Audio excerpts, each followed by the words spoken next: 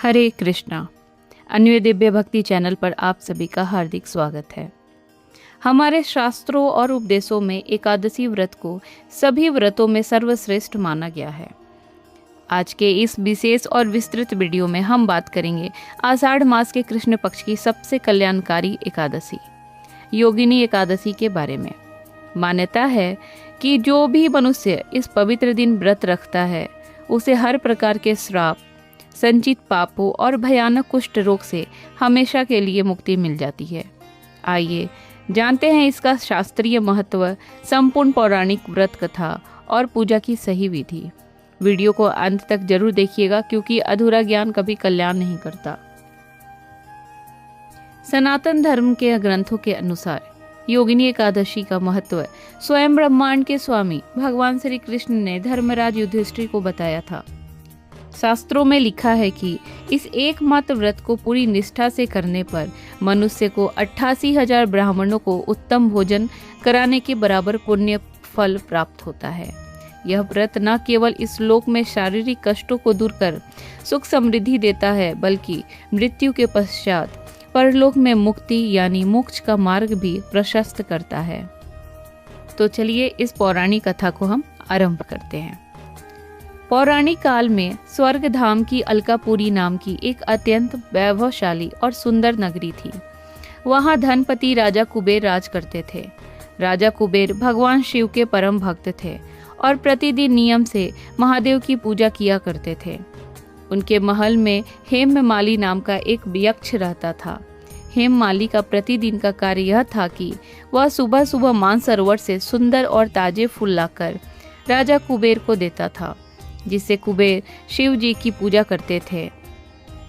हेममाली की पत्नी का नाम विशालाक्षी था, जो अप्सरा के समान अत्यंत रूपवती थी। एक दिन हेममाली मानसरोवर से सुंदर फूल तो तोड़ लाया, लेकिन अपनी पत्नी के प्रेम और रूप के आकर्षण में वह ऐसा बंधा कि फूलों को घर पर रखकर अपनी पति के साथ समय बिताने लगा।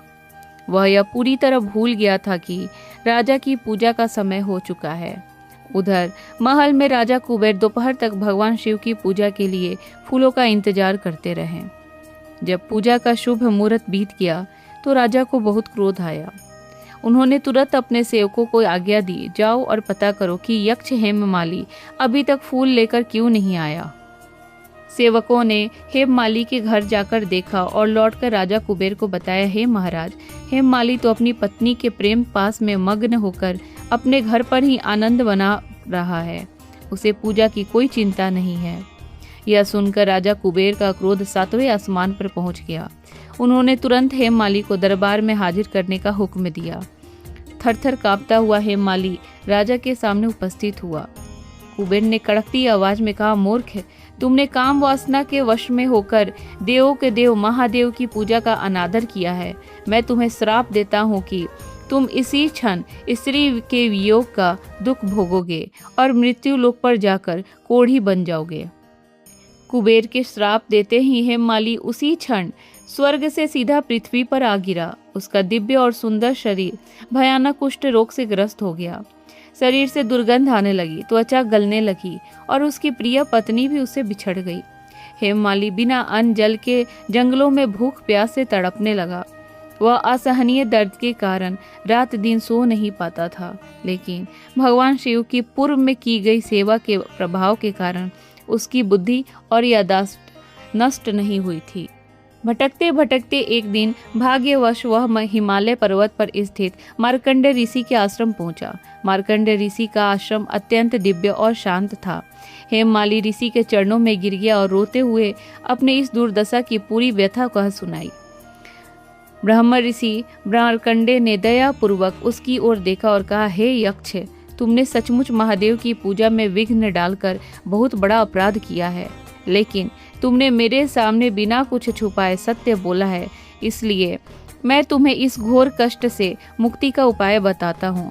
तुम आषाढ़ मास के कृष्ण पक्ष की योगिनी एकादशी का पूर्ण निष्ठा और विधि विधान से व्रत करो। इस व्रत के पुण्य से तुम्हारे सारे पाप और रोग नष्ट हो जाएंगे। ऋषि के वचनों को सुनकर हेममाली के मन में जीने की नई आशा जागी। उसने आषाढ़ कृष्ण एकादशी के दिन पूरी श्रद्धा, नियम और ब्रह्मचर्य का पालन करते हुए योगिनी एकादशी का व्रत रखा और भगवान नारायण की पूजा की। इस व्रत के दिव्य और चमत्कारी प्रभाव से हेममाली का भयानक कुष्ठ रोग पूरी तरह ठीक हो गया। उसकी त्वचा सोने जैसी चमकदार हो गई और उसका शरीर पहले की तरह ही सुंदर और तेजस्वी हो गया। उसे उसका यक्ष रूप वापस मिल गया। वह अपनी पत्नी विशालाक्षी से दोबारा मिला और राजा कुबेर के आशीर्वाद से वापस अलकापुरी लौट गया।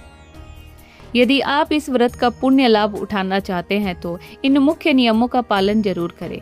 दशमी तिथि एकादशी से एक दिन पहले यानी दशमी की रात से ही लहसुन, प्याज, मसूर की दाल और तामसिक भोजन का पूरी तरह त्याग कर दें। स्नान और संकल्प एकादशी के दिन सुबह सूर्योदय से पहले उठकर स्नान करें और हाथ में जल लेकर व्रत का संकल्प करें।